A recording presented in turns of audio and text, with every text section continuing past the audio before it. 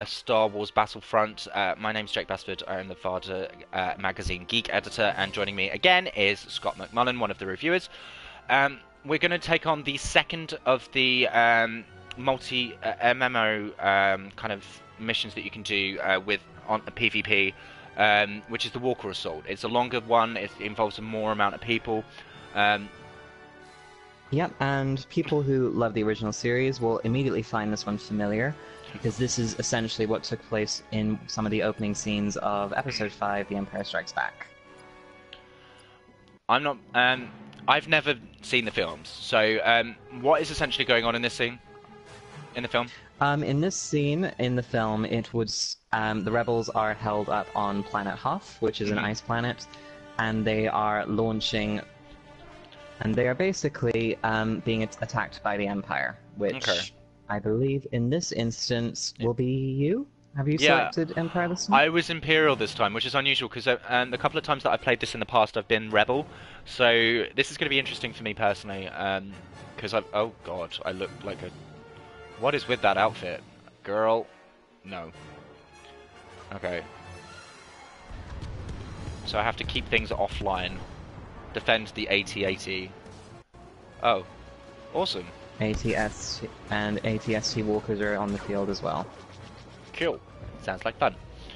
Right, default hand. Oh, yeah, you're in this one with me. Woob. Yep. Okay. That took some doing. Yeah, I don't know. It is possible to join, but it seems to be a case of getting your timing right and jumping in. Yeah. I can't see you, admittedly. But then again, you can't have everything. It's fine. I've seen you already. So as you can see, these maps, which you saw in all of these videos, are pretty huge. So this one is massive. This is absolutely massive. But as you would have probably also seen, this one actually also can house comfortably 40 players, 20 on each side. So, of all the beta ones, it's an excellent example of really the power that we've got behind the system. Yeah, and the thing is that you've got to bear in mind you've got 40 people playing the same game at the same time. Oh, congrats on the kill, by the way. You've got 40 people playing the same game at the same time, and it's kind of unusual. Like most of the PvP stuff you find online nowadays is usually smaller groups because it's a lot easier, or you know, it's more manageable or whatever for the game designers to keep going. So, like, it's quite nice that you get this again. Yeah, it's a sense of spectacle, which is good. The only downside is that you can't really afford to appreciate the environment since it's quite chaotic, since we're spending all our time trying to murder the other side here. Yeah. That doesn't necessarily detract from it, but it does mean that But I did briefly mention that I wish there was a bit of story involved here, which we don't have.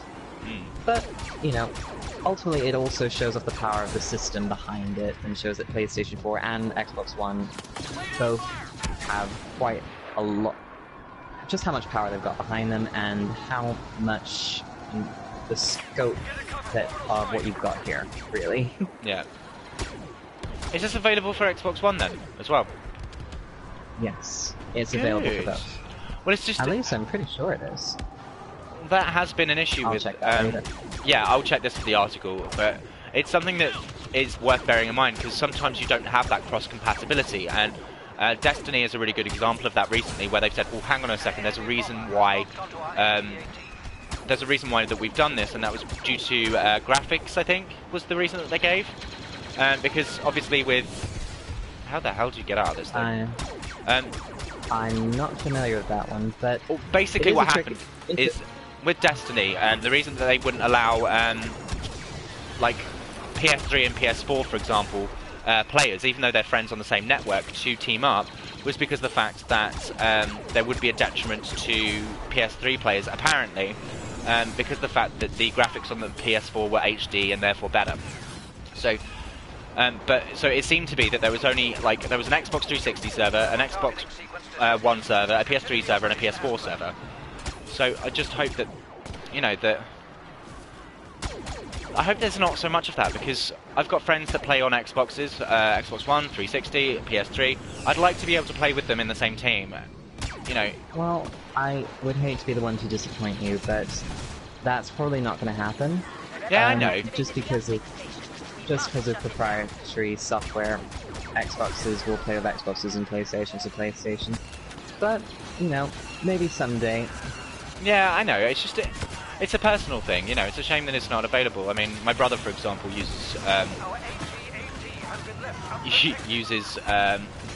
Xbox system, whereas I obviously use my schmexy little PS4.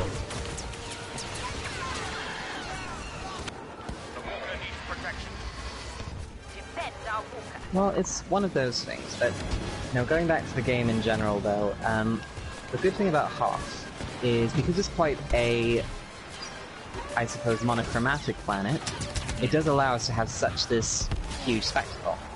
And one of the things you probably will have seen is we have the AT-ATs in their full glory. Yeah. You also have the ability to pick up special, in this arena, pick up special weapons pickups which allow you to temporarily control them. Yep. Which include things like orbital strikes, using their powerful lasers, and so on. Yeah, but I've shown using one of the more powerful lasers. If you're wondering what that was about, I was trying to shoot stuff, but there was no one nearby that I could shoot, so it was kind of annoying. However, that's not the only one that's available. There are also hero cards. I haven't actually used one myself, but I have seen them. And it allows players to take on the roles of characters from the series, specifically Darth Vader and Luke Skywalker. Oh yeah. And it changes it to gameplay, so it's only a temporary thing, but it does change it up enough that... I got killed off by Luke Skywalker. Oh, you met him. Yeah, he came and sliced me up with his lightsaber. I feel special. Oh well. But no, the sense of spectacle here is very impressive, and it shows that just how much they're actually working behind the scenes to make this a good game. If this is what they're actually showing us at this stage, I'll be quite intrigued to see what some of those other locations are going to be like. As I touched on briefly before, my only concern is these games are obviously quite limited. A lot of them are timed, or they're based around finishing the mission, meeting certain criteria to claim victory. Well, like in this one, you have to, on the Imperial side, you have to shut down the transmissions, you have to make sure that the AT-ATs survive. However, for the other side of the equation, for the Rebels, they have to ensure the uploads succeed, and they have to ensure that, well, they have to kill off the AT-ATs, basically. But the good thing is that you get to switch sides regularly. Like, after we've played this, if we can carry on, we'll obviously get to see what it's like to be the Rebels. So you do get that kind of cross-compatibility, or you get to, you can regularly tell which side of the field you're going to be on. It's not a conscious choice that you can make as the player, but it's an option that's open. The good thing is that your equipment, that your rank is transferable to both sides, and the equipment you pick up you can use on both sides as well. So the only major difference is cosmetics and who you're shooting at. One slightly jarring thing, though, is that because a lot of it's quite random, 1 minute I'm happily shooting Imperial people as a member of the Rebels. Next thing I know, I'm shooting Rebels as an Imperial. Something can get a bit jarring, especially since looking at them, especially in this particular environment where everyone's wearing white, there isn't a tremendous amount of difference. But saying that, one of the things I noticed going in is that you do have the ability to customize your avatar in this world. And if that does mean certain cosmetic features, then that would be really good, since it means you can have a bit of your own stamp on it. Yeah. I mean, customization is obviously something that's going to be brought in for the full game, but it's not something available at the moment. But certainly it's something that will help bring in people, and especially if they have the chance to customize their own Stormtrooper or Rebel Alliance. But no, looking at not just this, but everything that we've seen, I am impressed. I'm the impressed. only concerns I have The only concerns I have are that that right now, even with all the extra content that's currently grayed out, there isn't actually that much. It's a bit of a worry, because obviously, with a game like this, you really want that so many people are going to be playing, and so many people are going to be speedrunning. I really hope that, you know, people actually make the effort. Hold on. Sorry, I just got shot by something. I've been getting shot a lot, it's fine. What was his name? Oh yes. So I really hope that's something that gets adjusted and that they will release additional content. I mean, it's going to happen, but I just hope that they release it regularly and quite often. Just to help, you know, keep people interested, otherwise games like this can quite easily die a death of stagnation as much as anything else. Yeah. But if they keep up what they're doing here, then I will continue to be very impressed. It's quite a strong precedent, I've got to say. Like, when you... I'm just falling down here. And when you have a lot of game... Like I said before, there are lots of games that do this kind of style of gameplay. And to kind of beta test it in this way is not unique, it has been done before, but they've set themselves up so that if the full game itself isn't as great as this demo has been, because it is essentially a demo, you know, with the fact that you're debugging the actual game, which is kind of exciting, especially for people who are really big fans, then they could shoot themselves really heavily in the foot here. And as you pointed out, there are a couple of issues, like, and we know other games that have suffered as a result of there not being enough story missions and not enough plot and things like that. I mean, I could wax lyrical about the private discussions that you and I have had about various other games. Well, you know, to bring it into examples of other games, some of our gamer followers will probably remember a game called Evolved, which was basically revolved around squad-based mission where you had one team as a squad and one person on their own as a monster, and the squad was a monster. At the time, it was a great game. People loved it. I never played it personally, but I did see it and I was impressed. Yeah. But I didn't get a chance to get it straight away, and while I was waiting to get the money for it, I was actually got turned up a bit because I saw a lot of people picking it up and then putting it down and not playing it again because the game wasn't really keeping them impressed. Yeah. On the other side of the coin, you also have games like Grand Theft Auto, which now has a very strong online presence around heists and different gameplay modes, which, and again, they keep the fun in. Yeah. And this game is very fun, but I just want hope for a bit more when they're ready to release it. Now, from memory, I believe this is going to be released sometime either at the end of November or midway through December, making this an ideal purchase for Christmas. What do you think, Jake? Are you going to be getting it for Christmas yourself? I don't know. That's the thing. That's more down to personal preference, actually. Basically, what I tend to do for Christmas is I set up an Amazon. What I'm going to start doing this Christmas is just setting up a list of presents that people can buy off of. Hint, hint, if you're watching this, I am happy to accept bribes off of this list. I don't mind. But it's going to be... I think it's something that I will add to the list, but it's not the game that I am, like, eagerly anticipating, just because of the fact that I'm not a big, huge-ass fan of Star Wars, you know. It's fun. I am enjoying myself. I know we're talking quite a lot, and I know I'm dying quite a lot, but that's just because of the fact that I'm a noob at this particular game. Die! There we go. And the thing is that at the end of the day, I am having fun, but without having that background, sometimes it feels a bit like lacking, and as you pointed out, there's not really a huge amount of room for plot or anything like that, so the idea that I'm going to be moving past this kind of PvP stuff isn't a huge thing, you know? Well, it's an interesting point of view. I have this a lot when I review products, and I have a phrase that I like to dole out, which is, it's great for fans, but not great for the uninitiated. Yeah. In this case, I think it's actually going to be the opposite. or maybe not Yeah? the opposite, but I think it's going to be great for people to actually come in who may not have been too familiar with the original series, to actually come in and see what this world is like, and maybe, like you, get turned on a bit to the actual TV series? Beg your pardon, film series. Yeah. There are also TV series that are a part of this as well. Yeah. So I think Just that for will the be... record, I clocked higher than you in the score rankings there. Oh, I didn't even look.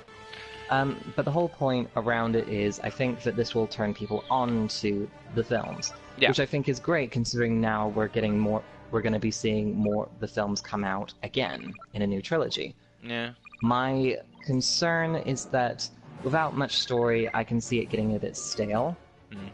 But that I could be entirely wrong, but that's just what I've seen from games with similar premise to this. But we'll see at the time. Personally, I don't think I'll be adding it to mine, but my thing is more around the cost, rather than, because, full price video games like this can be This will probably come out at between £50 and £60 of RRP, which is, is a standard price for next-gen console games now. But this is a conversation you and I keep having personally, that whether or not it's actually worth it. And I know that you're keen to do an upcoming feature, so I don't want to get too heavily involved in that discussion right now. But what I would like to just touch on briefly before I close off this video. Last question. We know that the 7th film is coming now. It's been snucked. It's been, sought after. Footage has been leaked all over. Now, recently, we know... now, I haven't finished my review on this yet, but the Mad Max game came out at the same time as the film. There's kind of been... I think you confirmed for me that it was the game that came out before the film or something, or the film was intended to push the game sales? Wrong way around. Right. Wow. The film came out quite significantly before the game, because the film has now been released on DVD, and the game is still quite a new release. And it's massive. The reason that the review hasn't come up yet is just because of the fact that there is so much content there. But is this game designed to push the Star Wars 7 film? Do you think? There are elements to it. For example, one of the pre-order bonuses that is coming with this game is a battle sequence that is actually based around one of the new locales that you will visit in Film 7. Right. I can't remember the name of it. I know it begins with J. It'll come to me later. But the point is that there is a link, but that's more in the universe in which the films are set, rather than being more about the characters involved. Yeah. As I said before, this is a bit like how, if you imagine a toy box, if you have your Republic soldiers action figures on one side and your Empire ones on the other, this is the kind of game your mind would create. That doesn't make it any less good, but it does mean that if you're coming here for your fix of movie, or your fix of the lore behind the films, you won't find it here. Okay. But you will find a lot of stuff that's actually really fun. It's going to be very good for people who may not know a lot about Star Wars to come in and get a taste for it. Well, yeah, like I've been asking a lot of questions, mostly in private, because again, I'm not that familiar with the universe. I do know of various elements, like I know of... Again, most of my knowledge comes from those bits that are quoted elsewhere, like that Captain... what's his tits? It's a trap, because of the reference made in The Big Bang Theory. I know about the storyline from The Simpsons and, other cartoons that have jumped all over it. So, it's a nice way of introducing more elements without having to go see the films, but at the same time, isn't the point surely to go back to the originals and watch the films? Or is this to add extra stuff on that people who haven't seen the films, or have seen the films rather, wouldn't have originally known from just watching the films? I think you could take it both ways. This is definitely something that I think fans will enjoy as well. But if you're a non-fan who's coming into it, this will give you a taste of what those films are like, and might make you think, actually, I'll go see what those films are like. Yeah. No, that's cool. Alright, well, I'm going to sign off there. Thanks very much for watching. If you want to hear more about Varda Magazine's reviews for Geek Section or any other section, please follow us at vardamagazine.com. Thanks very much for watching, and feel free to email in with any questions.